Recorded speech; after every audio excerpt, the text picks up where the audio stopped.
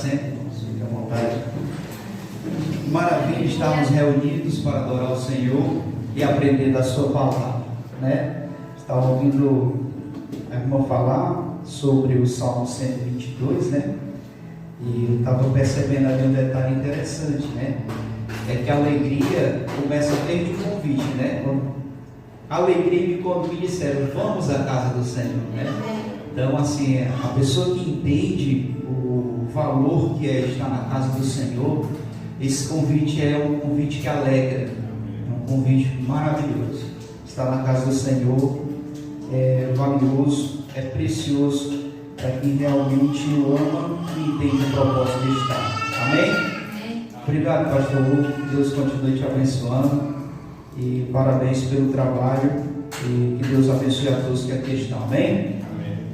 Eu quero compartilhar com os irmãos a palavra que se encontra na epístola do apóstolo Paulo a Tito, capítulo de número 2, versículo de número 11.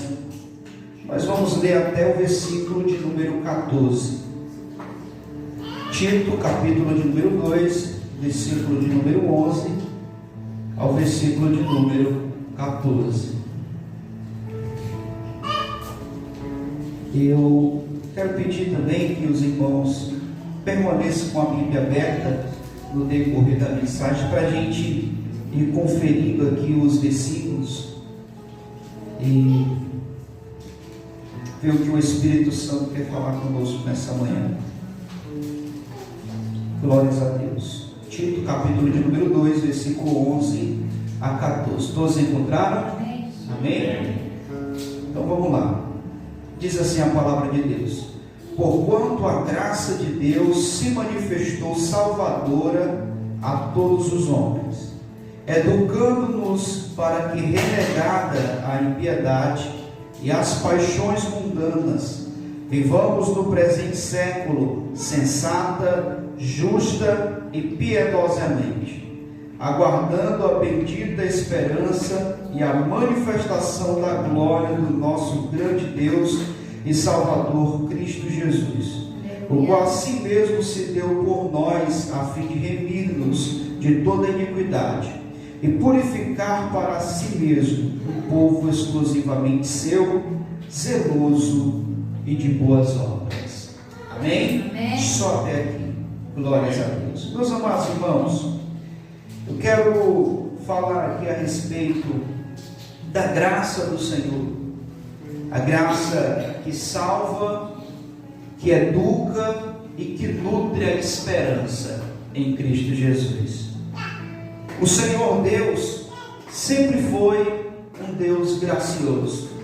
A gente vê isso ao longo da história. A gente vê a graça de Deus sendo manifestada de várias formas no Antigo Testamento, e no Novo Testamento a gente vê assim plenitude na encarnação do Filho de Deus. No verso de número 11 nós vemos aqui a origem da graça, o propósito da graça e o alcance da graça no verso de número 11. Pois a Bíblia diz que a graça é de Deus. Então a origem da graça está em Deus, ela se origina em Deus. Deus é que é o Deus gracioso. Agora, essa graça se manifestou. Essa palavra aqui, manifestou, ela vem da palavra grega epifânia, que dá a ideia de um sol que aparece ao amanhecer. E isso nós entendemos porque o sol, ele existe apesar da noite, apenas nós não conseguimos ver.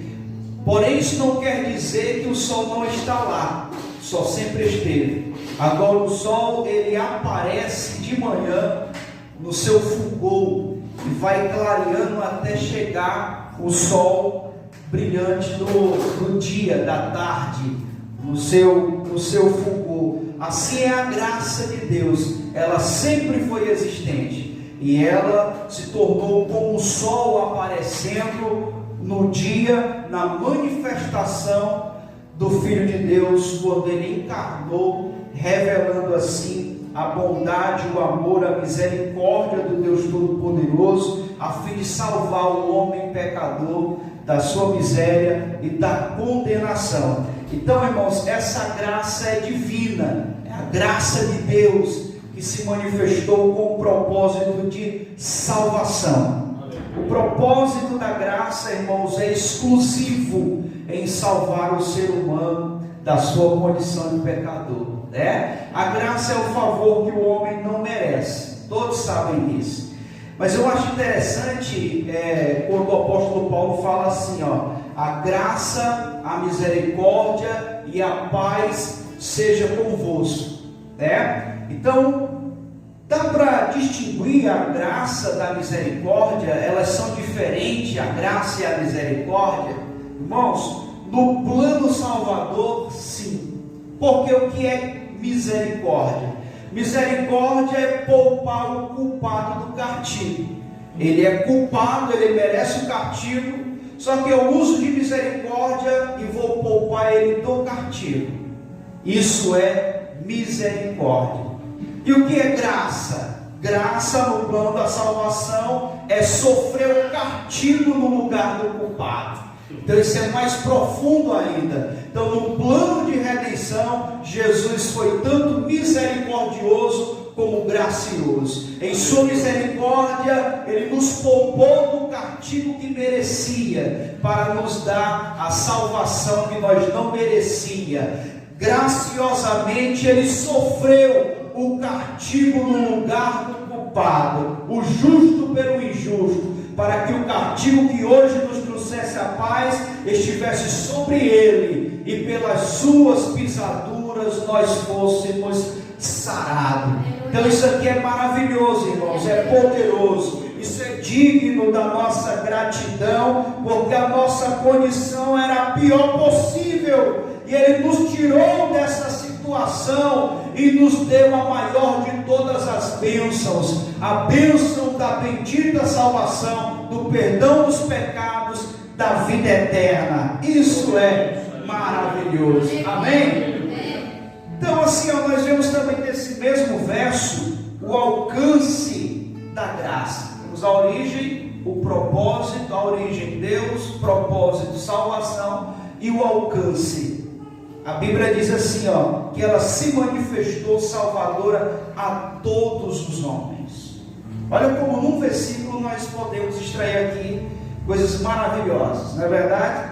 Então assim, quando fala a todos os homens, isso fala independentemente de classe social, patamar financeiro, independentemente de raça, etnia, língua. O Senhor Deus não faz acepção de pessoas.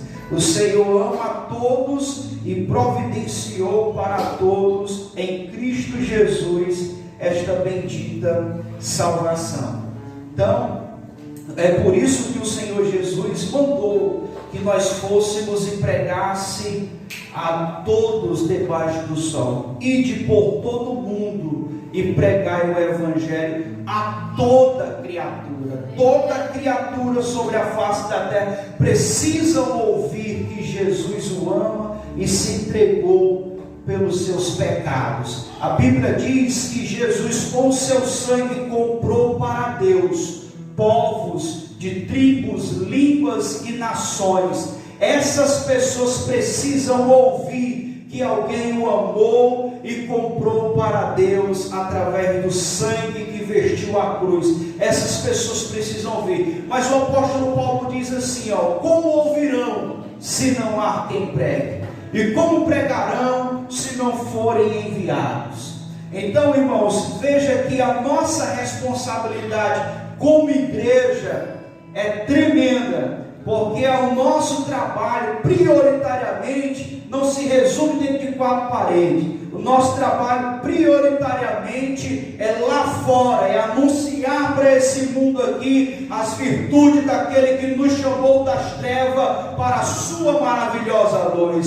Se Ele foi misericordioso e gracioso conosco, nós precisamos falar dessa graça e dessa misericórdia a todos aqueles que precisam se arrepender dos seus maus caminhos e encontrar-se com o Senhor, encontrar-se com essa salvação. A pergunta é, como igreja, o o que nós estamos fazendo em prol disso?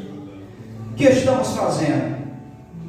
Porque fazer missões não é um trabalho de obrigação apenas do pastor, do líder de departamento, de um obreiro. Fazer missões é responsabilidade da igreja. Cada um trabalhe em cima daquilo que pode fazer pelo reino de Deus. E há 3 formas de se fazer missões: primeiro, indo; segundo, orando; terceiro, semeando, contribuindo com os seus recursos em prol da obra de Deus. A pergunta é: quantas vezes vamos? Quantas vezes oramos por missões? Quanto tempo você tem passado no seu dia orando pelos missionários? Porque enquanto você tem toda a liberdade para adorar a Deus, aqui existe países em que os missionários estão sendo perseguidos e muitos até morrem pela causa do Evangelho. Quantas vezes temos orado por essas pessoas? Quantas vezes? E outra, sabendo que nós estamos num país que ainda temos a liberdade de cultuar. Quanto crédito ou quanta veemência eu faço isso? Lá na África o culto é 6 horas. 6 horas de adoração, eles pulam, ouvem a palavra, não tem a cadeira que a gente tem, banco é de madeira, né? O solo é batido no barro batido, não é como nós. Eles adoram a Deus com muita alegria, às vezes nem porta tem, é só a abertura, janelas também, é só a abertura. Eles adoram com tanta alegria. O nosso culto é 2 horas e a gente ainda faz tão pouco, irmãos, não é verdade? Então assim, que nós possamos refletir nisso, que nós possamos pensar e se quebrantar a respeito do que nós estamos ouvindo aqui nessa manhã. Jesus fala conosco nessa noite, e quando Ele fala, Ele nos sacode para uma vida mais profunda na sua presença. Quem pode dizer amém? Amém. Então aqui, nesse verso 11, nós vemos aqui a graça salvadora. Amém? Agora, é a mesma graça que salva, é a mesma graça que educa o ser humano, educa o cristão. Você vai ver isso no verso 12, educando-nos. Então você vai ver aqui no verso 11 dizendo que a graça se manifestou salvadora a todos os homens. A continuidade: educando-nos para que, renegada a impiedade e as paixões mundanas, vivamos no presente século sensata, justa e piedosamente. Então essa graça tanto salva o homem, como também educa o homem a viver em novidade de vida. Pois aquele que está em Cristo, nova criatura é. As coisas velhas ficam para trás e tudo se faz novo. É verdade? Então essa graça é tão maravilhosa que ela salva e também dá manutenção. Olha que coisa maravilhosa. É por isso que nós acreditamos na preservação dos santos. Pois a Bíblia diz que aquele que começou a boa obra em nós é fiel para concluir, é fiel para aperfeiçoar até aquele grande dia. Então nós sempre vamos ter o auxílio do Espírito Santo em nossas vidas, a fim de que nós venhamos nutrir a nossa fé, a fim de que venhamos manifestar o caráter santo de Deus, a fim de que venhamos desenvolver os frutos do Espírito dentro de nós, e a fim de que também venhamos desenvolver os dons do Espírito Santo enquanto militamos aqui nessa terra. Como também ele aperfeiçoará o nosso caráter segundo a ética do padrão cristão. Então assim, existe uma ética que nós precisamos viver, a ética cristã, aquilo que Deus reservou e preparou para que andássemos segundo ela. Então veja bem, essa graça nos educa a renegar a impiedade e as paixões do mundo. Essa graça essa graça nos impulsiona. Eu não consigo acreditar que alguém foi regenerado, aceitando Jesus e vivendo da mesma forma. Não tem um pingo de mudança, não é verdade? Eu sei que existem algumas pessoas que é um processo, umas é rápido, mas outras é um processo. Porém, desse processo, irmãos, eu preciso entender o seguinte: eu não posso ser hoje o que eu fui ontem, nem posso ser amanhã o que eu fui hoje. Alguma coisa na minha vida precisa mudar, não é verdade? E para isso a graça vai nos motivando a buscar esta mudança. O auxílio do Espírito Santo não vai faltar na minha vida para que eu possa compreender tudo isso. O que eu acho interessante é que quando Paulo pregava no lugar de oração, a Bíblia diz que Deus abriu o entendimento de Lídia para compreender o que Paulo pregava. Deus abriu o entendimento. O apóstolo Paulo ora à igreja de Éfeso, no capítulo 1, versículo de número 18, a oração dele é essa: eu oro para que Deus abra a luz do entendimento de vocês, para que vocês possam compreender as riquezas de Deus na ressurreição de Cristo dentre os mortos. Então, o Espírito Santo, ele abre o nosso entendimento, ele ilumina o nosso entendimento, para que possamos compreender a verdade do Evangelho. Compreendendo a verdade do Evangelho, não tem como se conformar com as coisas desse mundo. A nossa vida, ela é transformada pela regeneração, pelo lavar regenerador do Espírito Santo. Não tem como viver neste mundo, sendo que eu fui regenerado no mesmo padrão que esse mundo tem. A gente vive uma vida transformada neste lugar, e ainda que nos chame de quadrado, de careta, ainda que nos chame de qualquer coisa para se opor à nossa conduta, mesmo assim permaneceremos fiéis, porque nós sabemos para onde vamos. Nós não andamos nas escuras desse mundo. A luz do Evangelho clareou o nosso entendimento, para que vivamos nesse mundo na esperança de morar no céu. É por isso que nada nesta terra pode me influenciar e nem ofuscar essa esperança dentro de mim, irmãos. Um Evangelho, irmãos, que não muda pessoas. Que Evangelho é esse, irmão? Se o Evangelho é o poder de Deus para salvação de todo aquele que crê. O Evangelho transforma o viciado, transforma o mentiroso, transforma o adúltero, transforma a prostituta, transforma o bebarrão. O Evangelho é poderoso para mudar a vida, para mudar caráter. Amém? Amém? Então essa graça nos educa a isso, a renegar a impiedade e as paixões mundanas. As paixões mundanas é todo aquele sistema pecaminoso dominado por Satanás para influenciar as pessoas, as paixões da carne, as pecaminosidades da vida, como a TV tem influenciado, as mídias sociais, as redes sociais têm influenciado de forma violenta, e as nossas crianças também têm sido alvo disso, para que a pureza já seja estipada desde pequena. Então, irmãos, nós precisamos lutar contra isso. Nós precisamos viver em Deus, orientar os nossos filhos, resguardar a nossa casa através de oração. Precisamos lutar, irmãos, e estar disposto a dizer não para as coisas desse mundo, a lutar pela nossa família, a fim de que os nossos filhos também digam não para este mundo. Os nossos netos, nós precisamos conservar a integridade do Evangelho puro em nossa casa. Amém ou não amém? Amém. Agora, a graça nos educa a negar a impiedade, porque impiedade é tudo aquilo que contraria a verdade de Deus, a impiedade é tudo aquilo que diz não para aquilo que Deus diz sim, que se rebelia contra a luz do Evangelho, e nós renunciamos tudo isso, porque a graça nos capacita a isso, e a graça também nos educa a viver uma vida sensata, justa e piedosa. Que é isso? Está relacionada a mim, ao meu próximo e a Deus. Porque veja bem, sensata está relacionado a mim. Uma vida justa está relacionada a meu próximo. Eu vivo em comunidade, em sociedade. E piedosamente está relacionada à minha vida com Deus.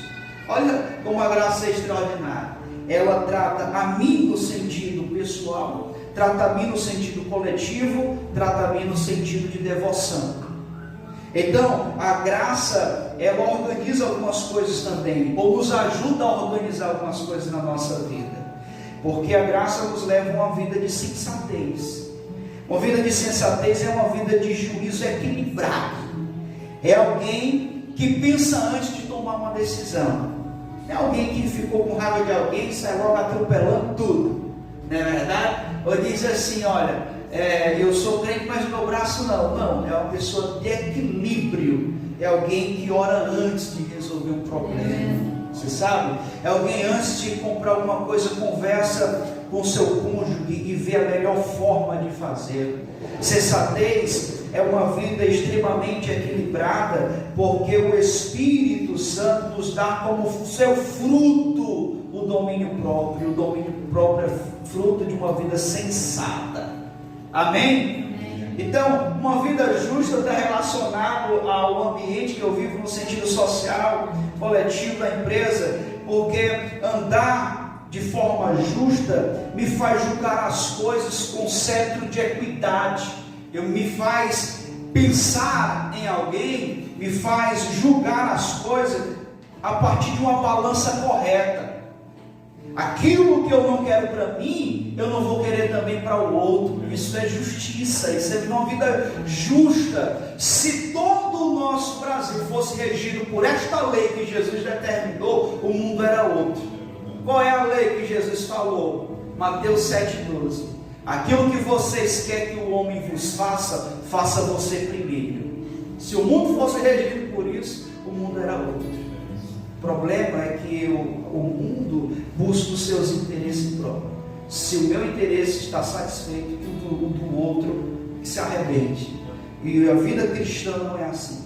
A vida cristã anda na perspectiva de que todos vão bem. Que a minha vida justa reflita no meu próximo também. Porque aquilo que eu quero para mim de bom é aquilo que eu também vou querer para o meu próximo. A tua alegria é a minha, a tua tristeza é a minha também. E assim nós levamos os fardos uns dos outros e vivemos na nossa comunidade de uma forma maravilhosa. Porque a igreja é uma comunidade terapêutica. A igreja é uma comunidade terapêutica. Eu pensei sempre nisso. E uma vida de devoção a Deus. Uma vida de devoção a Deus, irmãos, está bem além do padrão da religiosidade.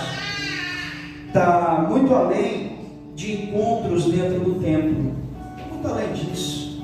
A vida de devoção a Deus é uma vida de temor a Deus. Temor a Deus não é apenas ter medo. Você já viu aquelas pessoas que dizem assim, ó, eu só tenho medo dos castigos de Deus. Eu já ouvi muito isso, principalmente no Nordeste, né? Eu sou nordestino. Eu só tenho medo dos castigos de Deus, né? Mas temor a Deus não é apenas ter medo do castigo de Deus. Temor a Deus é levar Deus a sério. É se devotar a Deus com reverência, com integridade. Porque uma vida de adoração, uma vida de um adorador está relacionado a uma vida piedosa. Então nós precisamos sempre entender isso. O tempo que eu gasto com Deus não apenas para pedir o que eu preciso, mas pelo prazer de estar me relacionando com Ele, uma forma de tal maneira que eu entenda que se eu fui adotado como filho e que eu entendo a sua paternidade, então me relacionarei com Ele sem formalidade. Eu me lançarei aos seus pés, eu me lançarei aos seus braços e aos seus cuidados, de uma forma extremamente entregue à sua presença, de tal forma que a minha vida com Deus reflita também na vida daqueles que me observam, de tal maneira que aconteça a mesma coisa que aconteceu com os puritanos após a reforma protestante. Porque puritanos, eles receberam o nome não porque eles colocaram em si mesmo, eram as pessoas de fora que chamavam eles de puritano, pela vida piedosa que eles viviam, a disciplina que eles tinham no lar, com seus filhos, com a sua família. As pessoas do mundo olhavam para aquilo e diziam, esses são puritanos. Foi o mundo que apelidou eles de puritano, não foi eles que se disseram, nós somos puritanos. Então uma vida piedosa reflete isso, Por quê, irmãos? Porque Jesus disse assim, assim brilhe a vossa luz diante dos homens, para que eles vejam as vossas obras e glorifiquem ao Pai que está no céu. Amém? Porque se vivemos para a glória de Deus, nós também, através da nossa vida, motivamos outras pessoas a glorificarem a Deus. Assim brilhe a vossa luz diante dos homens, para que vejam as vossas obras e glorifiquem ao Pai que está no céu. Essa é a graça que nos é dada. Isso é fruto da graça que nos é dada. Quem está aqui comigo? Amém. Amém? Então nós vamos para o verso 12. Agora, a mesma graça que salva, que educa o homem, no 3, ela nutre a nossa esperança também. Está vendo?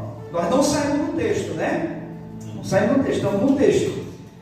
Verso número 13, a mesma graça que salva, que educa, é a mesma que nutre a esperança. Olha, veja bem no verso número 13.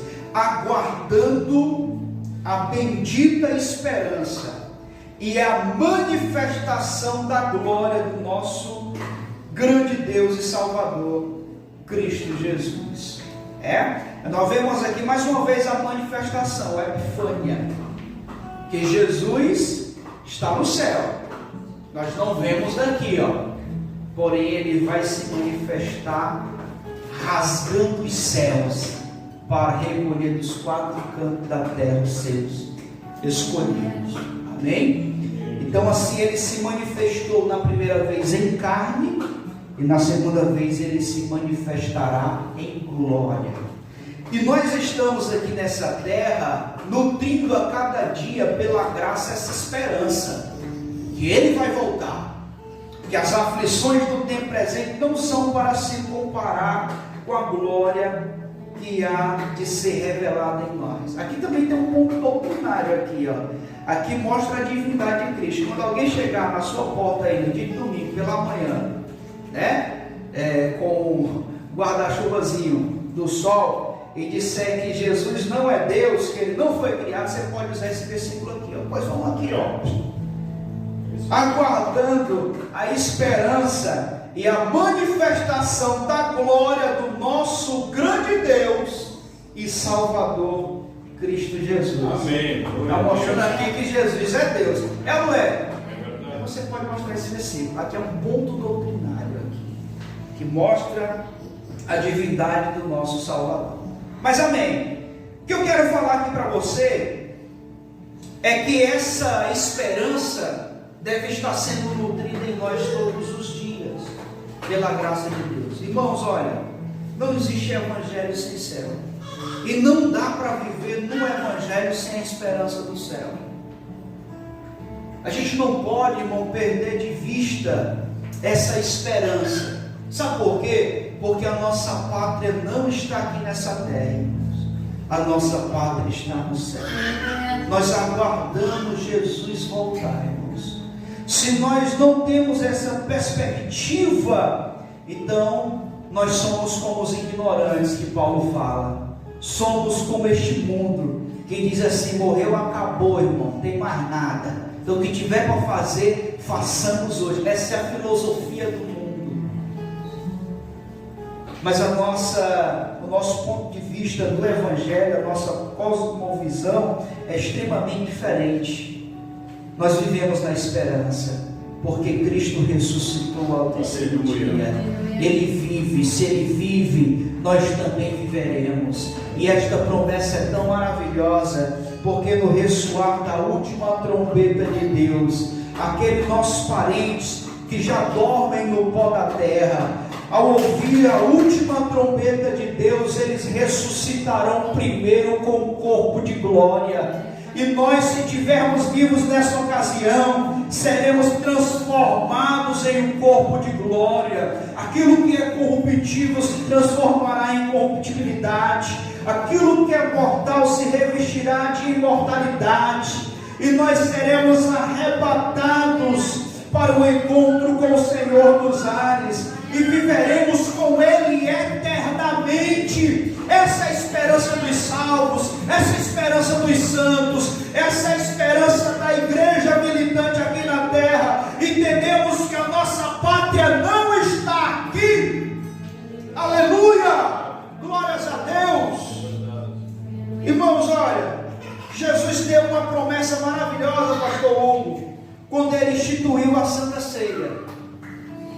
quando ceiamos, nós fazemos isso em memória da morte de Cristo. Amém ou amém?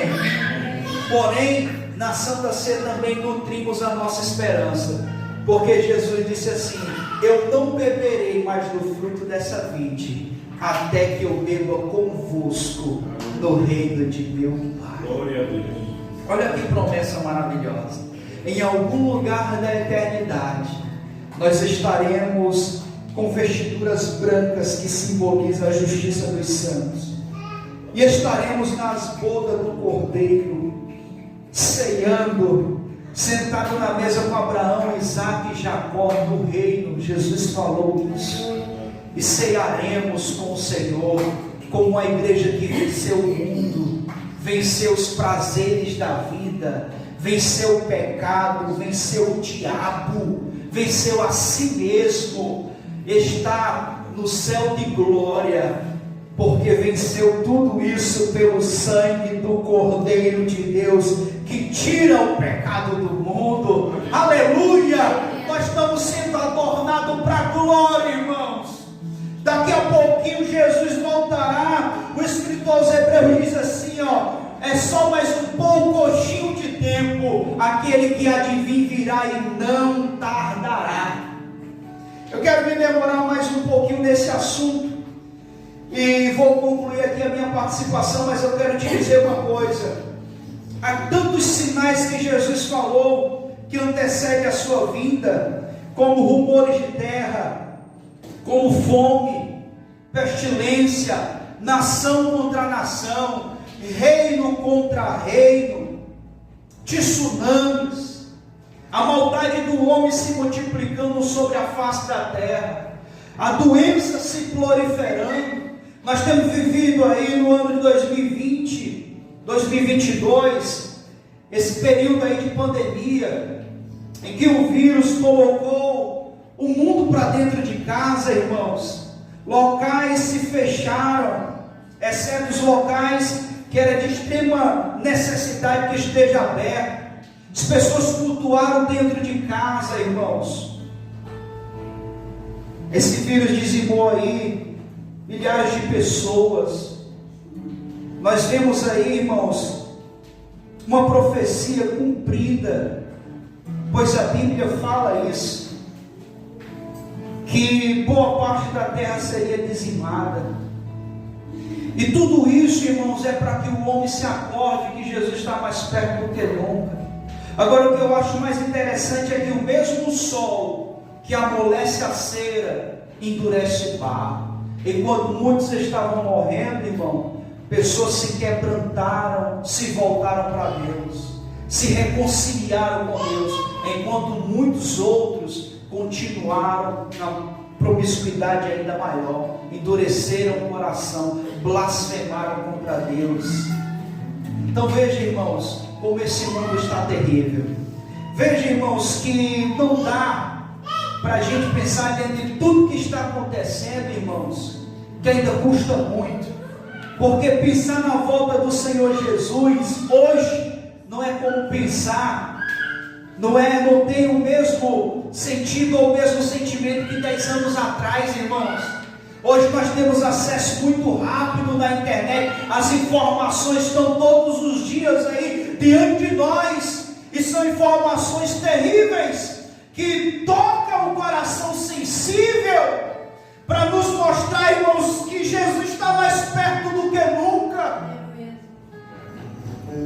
O que fazer, irmãos, diante disso? O apóstolo Paulo fala em Romanos capítulo de número 13, versículo de número 11, ele diz assim, eu digo-vos conhecendo o tempo. Como é que ele conhece o tempo? Ele conhece as profecias, ele está vendo os sinais. Jesus falou, irmãos, que até Israel é o relógio profético do retorno de Cristo. Tudo que está acontecendo aí nos leva a acreditar que Jesus está mais perto do que nunca, e nós podemos dizer, eu digo-vos conhecendo o tempo, assim como Paulo falou. que já é hora de despertarmos do sono, porque o dia da nossa salvação está mais próximo do que quando aceitamos a fé. A cada dia que passa, estamos mais próximos desse glorioso dia. A cada dia que passa, estamos mais próximos desta maravilha do retorno de Cristo. Agora, uma coisa que chama a atenção para nós orar, é que Jesus disse que a gente não sabe o dia nem a hora que virá o Filho do Homem, né? Mas que bom, porque se soubéssemos, alguns iam deixar para criar vergonha na cara, se converter um dia antes, que é para dar tempo, né? Mas também a gente não sabe, que Jesus não vem buscar uma igreja se preparando, meu amado. Ele vem buscar uma igreja preparada para morar no céu. Não há tempo, irmãos. Eu digo isso com muito temor no meu coração. Quando a Bíblia termina o livro do Apocalipse, diz assim: ó, aquele que é justo, seja mais justo ainda. Aquele que é limpo, limpe-se mais ainda. E a Bíblia diz: aquele que é sujo, se suje-se mais. Aqueles que vivem em piedade, seja mais ímpio ainda.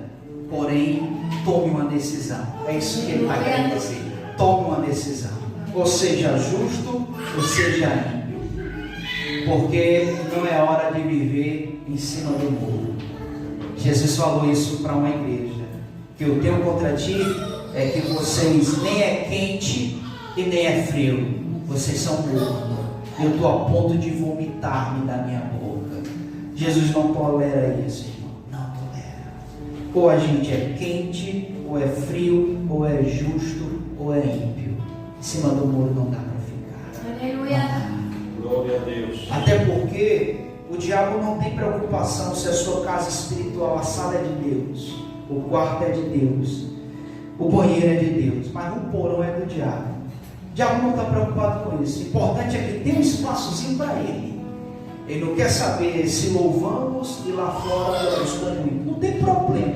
O diabo não tem problema com isso. Mas Deus tem. Porque Deus não quer, irmão, só partes da nossa casa.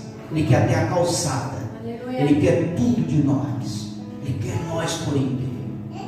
Uma vez um rapaz contando um sonho, que ele estava em cima do muro. De um lado tinha vários demônios, do outro tinha anjos. E quando ele olhava para os demônios ficavam calados.